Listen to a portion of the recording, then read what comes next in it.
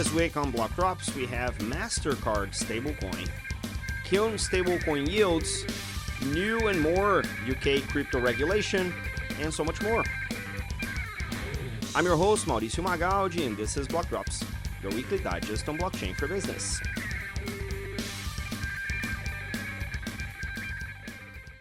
These news are not a form of endorsement, sponsorship, or encouragement for consumption, and are meant for educational purposes only. It seems that every time we talk about one of the traditional payments firms delving into stablecoins or crypto or payments, we talk about Visa. I think the last time we talked about Mastercard was back when they announced a trade finance play with MakerDAO about, I think, 2 years ago, maybe more. This week, Mastercard actually came in full force with an end-to-end platform to power stablecoin transactions. They have established wallet partnerships. MetaMask, Kraken, Gemini, Bybit, Crypto.com, Binance, Monavate, and Bleep will allow consumers to enter the crypto ecosystem. There's payments, spend, play with the token and rewards programs. It will also allow them to spend crypto in over 150 million merchant locations that are supported by Mastercard, and they are able to transact with bank accounts related transactions using Mastercard Move, one of the core items on the platform. They can also spend their crypto with a new OKX card that is a partnership between Master. I think we mentioned this in a recent episode. Mastercard partnered with OKX to launch the OKX card, so they're going to be able to spend their crypto through the Mastercard network using a OKX card. They also announced a merchant settlement powered by stablecoins. And I think this is the most important part of the announcement. They're partnering with Nuvei and Circle so that merchants can opt to receive in stablecoin no matter how they get paid. They will also be able to use the Paxos-enabled stablecoins for the same fashion, which I think this has been going on for a little while. And absolutely one of the core Mastercard plays in with the merchants. They are also partnering with Wirex, B2Me, Ethereum, Nota Bene Coins, PH, and Mercado Bitcoin to leverage their Mastercard crypto credentials to make it easier for international remittances on stablecoin rails. And they are offering the Mastercard multi-token network that will enable real-time payments, redemptions, and they're partnering with Ondo Finance to leverage on-chain tokenized assets and also connect that with JP Morgan and Standard Chartered for a full merchant life cycle on-chain, which seems pretty obvious to me. I've been in this space for a while. This was one of the use cases that I tried to implement in the past. I'm finally seeing this happen, which is amazing progress. So this is a fight to onboard the next billion users by the giants in financial services. Two very important aspects of the stablecoin construct are the stability of the peg, one-to-one to the corresponding fiat, and the second one is the ability to provide yield. Usually the yield associated with stablecoins would come from the underlying assets, the same ones that guarantee the peg. In the case of the US Treasury, is the coupon paid by the underlying T-bills that sustain the peg. And this is usually captured by the issuers for return on investment, but also can be shared with the network, as is the case for the M0 yield wrapper in the M0 protocol. This week, though, we saw two announcements from Kiln. They have this DeFi platform that is almost like an aggregator of access to the most relevant DeFi protocols. And they announced partnerships with both Ledger through the Ledger Live self-custodial hardware wallet and Trust Wallet, which is a softer self-custodial wallet. And they will enable the Kiln DeFi access directly through those wallets in a way that if you have access to stablecoin in those wallets, you can actually access directly the Kiln DeFi platform and interact with protocols such as Aave, Compound, Morpho, Angle, Venus, and Spark. And they support USDT, USDC, DAI, and USDA, and several blockchains, including the classic Ethereum, Binance, Arbitrum, and Base.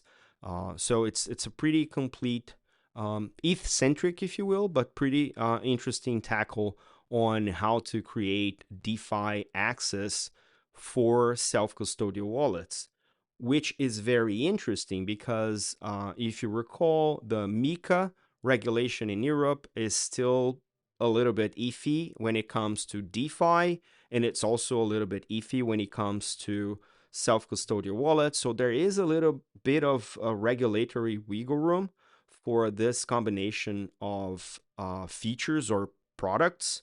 And it's pretty interesting to see Kiln, which is a traditional institutional staking service provider in Europe and in the rest of the world, taking such a position in terms of allowing or creating the opportunity for stablecoin yield using DeFi as part of their offering, which seems to indicate a trend across the other institutional staking platforms. Let's see who follows next. The UK a few years ago had a manifested expectation or ambition to become the world's Web3 hub. This has changed dramatically in the recent months after the election of one Donald Trump and what's happening across the pond in terms of advancement or clarity on regulation, whether it's more regulation, less regulation. I think the goal is to have proper regulation. And this week, two announcements, one from the Treasury and the other one from the FCA, which seem to be interconnected somehow, have kind of put the UK back in the center of the regulator, the crypto regulatory landscape discussion again. The first one is a draft update for the 2000 Act on Financial Services and Markets. It's the Financial Services and Markets Act of 2000. It's the FSMA, as it's called, and it's being updated for regulated activities and miscellaneous provisions for crypto assets.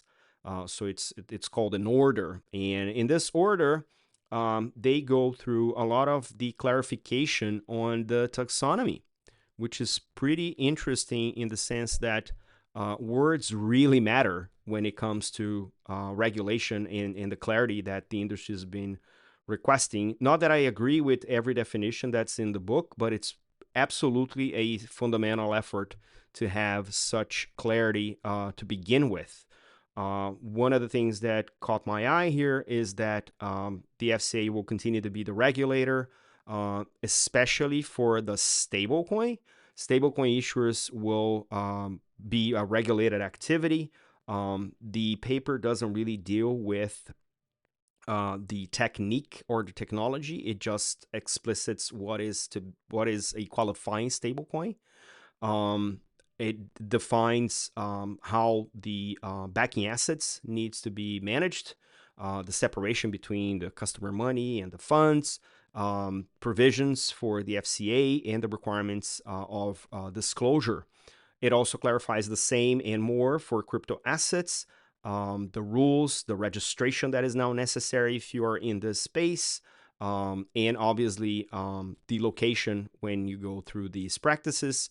And the second thing is that the FCA issued potentially accompanying paper, is a discussion paper on regulating crypto asset activities, which, interestingly enough, limit lending and borrowing in DeFi, but still gives a lot of clarity or discussion clarity on staking, DeFi, and wallets, which is what you want to see as these things move forward.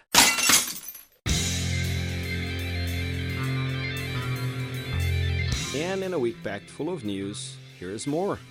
Fabric Ventures, Animoca Brands, Coinbase, and Founders Factory announced a new UK Web3 accelerator. Bridge has two major headlines this week. One is the launch in Mexico, And the other one is a partnership with Visa to launch a stablecoin card issuing product for brands. Reown issued a new report on the state of on-chain UX. Worldcoin launched a Visa rewards program for, quote, verified humans. Playtron will launch a game dollar on the SUI blockchain, which is a gaming-focused stablecoin, and it will be issued by the M0 protocol. SUI also announced Fireblocks support for their institutional users.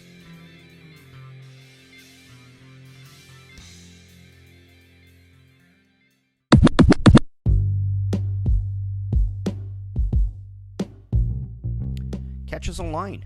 We're on Instagram at blockdropspodcast, on Twitter at blockdropspod or 0x Mauricio. We're on Lens at blockdrops.lens. We have a newsletter on LinkedIn. Write to us at blockdropspodcast@gmail.com, and you can listen to the Blockdrops podcast at Spotify, iColab, Faberbund Tech, and all of the other major streaming platforms. Yay! Shout out to the people who share the links you will find in the episode notes. Gustavo Cunha, Camila Duran, Robbie Young, Helen Disney, Sarah Johnson, Carlos Arena, Jess Holgrave, Kai Sheffield, Katie Frypole, and Luca Prosperi. Don't forget to leave the ratings on your favorite player and check out the merch store at blockdropspodcast.xyz. This is all for today. Stay rare, stay weird, LFJ.